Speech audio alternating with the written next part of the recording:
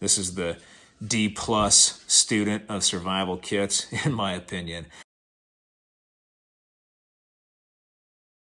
Hey guys, welcome back to Reign to Survival and Fieldcraft. I'm Andrew. What I have for you today is just a quick video taking a look at this cheap survival kit in a bottle that I managed to pick up at a local surplus shop. I'm at my new duty station and living the high life in the officer billets, geobattling right now by myself, and decided to go out and explore and take a look at different shops around the area, and came across a couple of surplus shops, some outdoor stores, and saw this sitting on the shelf of one of those stores and decided to pick it up. It's about 20 bucks, really cheap survival kit in a bottle. You've probably seen something like this before, maybe you have one yourself. 20 bucks, that's not too bad. Plus all the contents inside, you can kind of see what's in there. Not going to be the highest quality items for 20 bucks, but I like the idea of having that kit in a bottle, making that water container your container for your kit as well, condensing everything down into a container like this so you can throw this in your pack and then have it. Having something like this is obviously better than having nothing at all. Plus, it says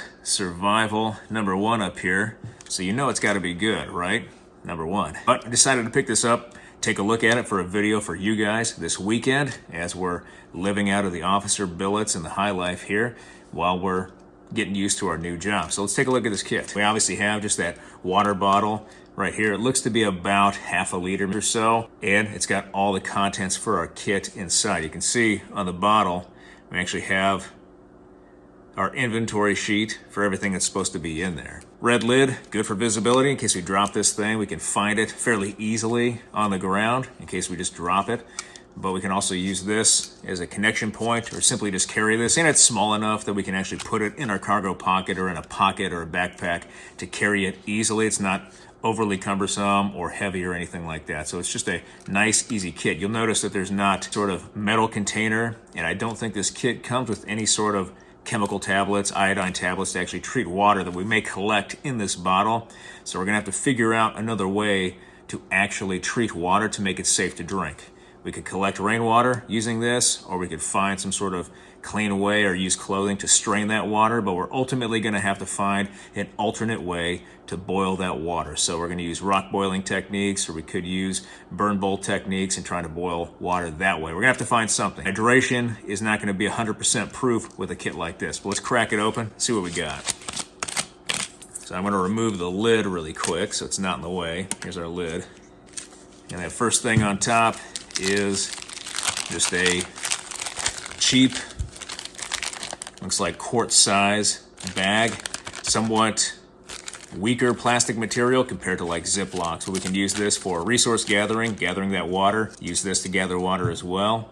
And we can even use something like this, fill it with water, and then use it for solar ignition if we had to, if it's still viable, and we can actually make that work with very fine, dry tinder material. The plastic bag has a lot of uses with a survival kit, so we got that bag. Next, we've got just a series, or a couple, zip ties.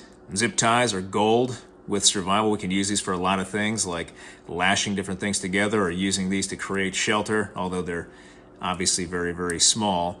But we can think of a lot of things to do with zip ties, and you never know when you might need just a quick lash or two to set up a tripod for shelter, or to hang this bottle over the fire and attempt to boil with it, although I wouldn't. Zip ties, always good to have. That does not want to come out of there. All right, next we've got just 5 pop-up towels. These are 5 little towels that we put in water, and they expand and create just kind of a little wet wipe for us. So we could use these to collect water, put them in a little hole where there may be a little bit of water. We can soak it up with these towels, wring it out, and collect it inside this bottle. That's probably a good technique to know. Or we could use this for medical aid, clean up an injury before we actually treat that injury using improvisational methods with our clothing or whatever we have available, first aid kits. But something like this could have a lot of uses. I'm not sure if they're 100% cotton or not. We could actually take these, try to char them in a container in a fire, or just do it without a container using a fire and attempt to make fine tinder material out of this char cloth to use for future fires. I'm not really sure these are going to be 100% cotton for us to be able to do that, but we could attempt it because we have 5. And so 5 pop-up towels like this. You never know. In my opinion, I would like to see these or a couple of these replaced with a real fire tinder that we could use to get an emergency fire going very quickly. But we've got those. Next, just a simple needle and thread kit for your sewing kit. Always good to have, repairing clothing in the field. Plus we could use this improvisationally for sutures, but sewing kits, always good to have. All right, next, we just got some snare wire. That is not a lot of snare wire. This is about enough snare wire to get 1 or 2 snares. So we're gonna have to rely on deadfalls and other sort of primitive traps using natural materials from the area to actually go after animals, small animals especially, but snare wire, still good to have. All right, next we've got 2 votive candles. Those are always good because we can take these and potentially use one of these pop-up towels by just pulling it apart with our fingers, melting the wax, putting it on these pop-up towels, and then potentially having a tinder source right there that will burn for a long time and act as a flame extender. Or we can use these candles to warm up a shelter potentially, or as light at nighttime when we're out there alone and unafraid. We can use these to give us a little bit of light. So a lot of uses for small T-votive candles like this. We've got that fishing bobber, a nice big fishing bobber. I'm a big fan of having bobbers in a fishing kit instead of crafting them from natural materials, especially one like this that is highly visible and large, that's gonna sit up out of the water as best as possible for us to actually watch and wait for that fish to come by, take that hook below and drag this underneath. So something large and visible like this is gonna be great. Then we've got some matches, stormproof, and they're just normal matches, so we can attempt to go with normal matches first. Unless it's inclement weather or the material we're gonna light is marginal, then we take out those stormproof matches. Good fire starter right here. Here's the rest of that fishing kit. Holy cow.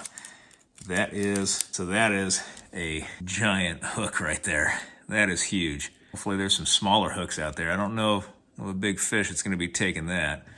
That is a large hook. In my opinion, we want to have a series of smaller hooks. You can catch large fish with large hooks, but you can't catch small fish with large hooks.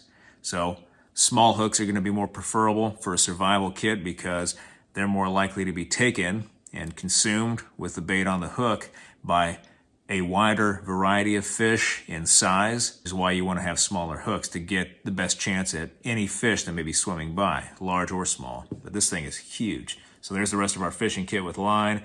We got a weight, and then we got a swivel right on there. And here we have our ferro rod and striker. It's going to be one of those cheap strikers. It's got the little serrated edges right here on the top. We can use that to hopefully, there we go.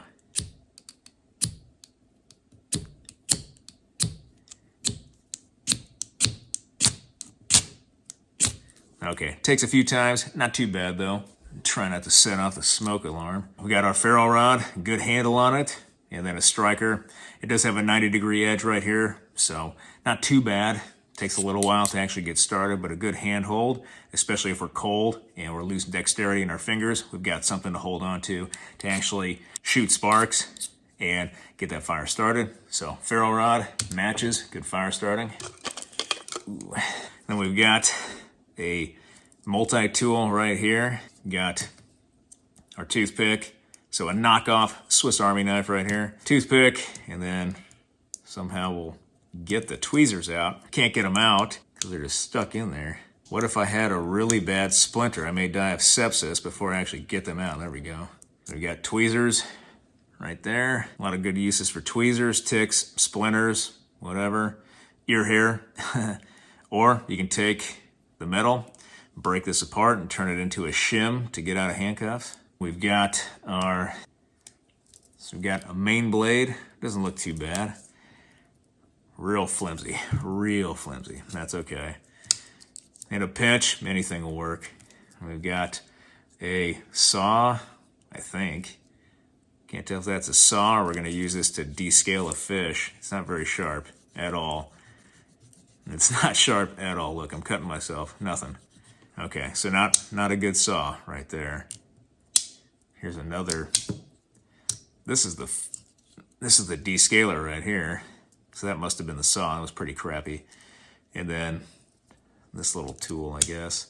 Yeah, very cheap multi-tool. Not liking this at all. That's probably why it was worth 20 bucks. Little scissors that may or may not work. You got the obligatory bottle opener, screwdriver, and then a can opener, as well as that corkscrew, because obviously anytime you're in survival, you're gonna be surrounded by corked bottles, so you better have that corkscrew. Got what I think is a reamer or an awl, maybe, or just a hole punch. Here you've got, I guess, the actual awl right here, something to pick your nails with this little guy.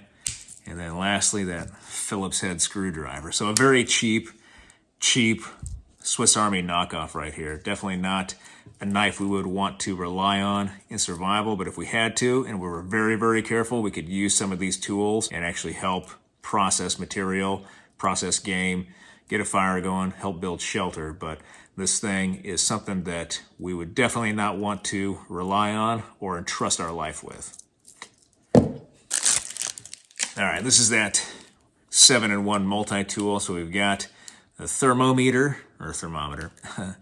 We've got a flashlight that does not work. Perfect. We've got that compass right here, that button compass that is pointing north. Perfect. We've got a whistle. We've got another signaling mirror right here. Here's the magnifying lens right here. You pull this off. Now you have your solar ignition right there. So instead of using that bag with water, we actually have a small lens right here that may be good enough for us to actually focus those sun's rays onto fine tinder and get it to go into flame. So there's your magnification lens, another signaling mirror right there, and then a storage compartment. That was it. 7-in-1 storage compartment. So there's our 7-in-1 kit. Whistle kind of works. Flashlight does not, so that's a no-go, unless I'm just not holding it on right. So 6-in-1 multi-functional tool right here. It looks pretty cheap, but for 20 bucks, what do you expect? Looks like we've got our signaling mirror right here. Looks like we can almost bend this a little bit, and it stays bent. That's not good. At least it's somewhat flexible, so we can put it in our pocket. We won't have to worry about breaking it or anything. Plus, it's got the holes in here. Come out with our zip ties. We could potentially attach this to something and make a frame for it, or put it around an object and use it as a passive signal, hoping the sun's rays will hit it, reflect, and search and rescue might see it. So just a cheap signaling mirror right there. And then lastly, we've got, not sure how you get this out. Okay. That's probably going to be a problem when you try to get this saw out of here. Spotted a flaw. Got it. There we go. All right. Now we have our little wire saw. First thing that's going to happen when you attempt to saw with something like this is that the saw blade is going to come out of this plastic handle. What you're going to be left with is holding an empty handle with the saw wire over here. There are ways to turn this into a viable saw using the bow method. We can make just a simple bow saw or even a buck saw frame and just use the handles themselves as kind of the attachment points, placing the blade right here, or the wire, actually into the stick, and then the handle acts as the toggle to hold it in place. Or we could simply just keep this thing nice and straight as we saw without using that seesaw method. We just go across like this and then slowly pull toward ourselves. So we can still cut with something like this. But for 20 bucks, again, what do you expect? Have a saw to take down material, help build shelter, help collect fire material, and process that. And then we're left with our empty bottle in our inventory sheet, and that completes our little kit. All right, guys, so here's our entire kit laid out. Our cheap $20 bottle survival kit. Number one, some of these things may be a little bit more viable than others. I would argue that votive candles have a lot of uses. We can use the wax for flame extender, the light we can use for an enclosed shelter to light it at night, or we could even use this as just fire starter itself, lighting the wick, putting this under our fire lay, and getting that candle to ignite our fire material, giving us a good fire. Signal mirror is always going to be good for search and rescue aircraft or signaling search and rescue. I would argue matches are always going to be good, along with a ferro rod. This fishing kit, the line is good, but that hook is really, really big. So we need to condense that down and get smaller hooks in here. I'm not really sure why they gave us a giant hook, but they did. The bobber, the weight, small sewing kit, always good. We'll have to do some testing later to actually see if we can take one of these and make it tinder or turn it into a viable option for a fire starter without a chemical means of treating water or the ability to boil water to make it safe to drink. We're just going to have to bite the bullet potentially, drink that contaminated, nasty water, because it's better to be hydrated, found alive, pooping our brains out, than dead from dehydration. And then even with the saw, we can make the saw viable or use a couple of techniques to enhance it. I would argue this multi-tool is probably not going to be worth very much, and it may break under the first attempt to use it for processing firewood material. We could probably process game fairly easily with this, but anything other than that, and this is just a glorified paperweight in my opinion, then probably wouldn't even hang on to something like this. The whistle is good for signaling. That thermometer, I don't know why we would need it. You can tell when it's cold, you can tell when it's hot. But that button compass, good enough to give us cardinal directions, and it is right on the money for the north, south, east, west running lines. So we could use that. And then a broken flashlight. Been in that situation before. We'll just have to take our chances and wait for the sun to come up. And then we have that water bag. Always good to have a plastic bag no matter what it is in any situation for gathering materials, gathering water, storing different items or waterproofing items while they're in our pockets so they don't get wet if they're important, like our cell phone. Always good to have a plastic bag. And of course, zip ties. I would argue bigger zip ties are going to be better. And then a lot more snare wire that we can use to set up multiple snares. We're going to need to have enough wire to set up at least 12 or maybe 15 snares to have any luck at snaring small game, plus the requisite knowledge to understand the tracks, scat of the animals we're going to go after, and target those animals appropriately. So this is going to be good small game snare wire, but we need a lot more of it. And obviously having a bottle, always good. Water containers are a premium. Overall, cheap kit. Some of these items are very good. Some of these items are not so good. The good items are actually more of the cheap items that we can use and find and pick up just about anywhere. Some of these other items, that guy right there, and then something like this, I would just keep the whistle, pop the button compass out, ditch the rest, maybe keep the lens inside, that magnification lens for solar ignition, but we really don't need the rest of that. And we don't need a small storage container for anything, really. Some good items here, some bad items here. Overall, this is the D+ student of survival kits, in my opinion. But a fun grab today, cheap, show you guys this kit, kind of grade it on a scale, look at some of these items, what you're getting in this package if you decide to go out and try to find something like this. Best bet is to always build your own survival kit. That's the best thing you can do. All right, guys. Well, I hope you like this video, a down and dirty video. They're going to be down and dirty for a while now that I'm at my new job, because this job's going to keep me busy, but I want to keep cranking out videos for you guys because they're fun, they're interesting, and we have a good time looking at survival stuff or doing skills. So if you did like this video, hit that like button, hit that subscribe button, leave me a comment in the comment section. I always appreciate your feedback. I want to thank you guys for everything you do for me, for this channel, for your likes, your views, your subscriptions, your comments, your feedback, and your shares. And I'll be back with the video as soon as I can, guys. Thanks.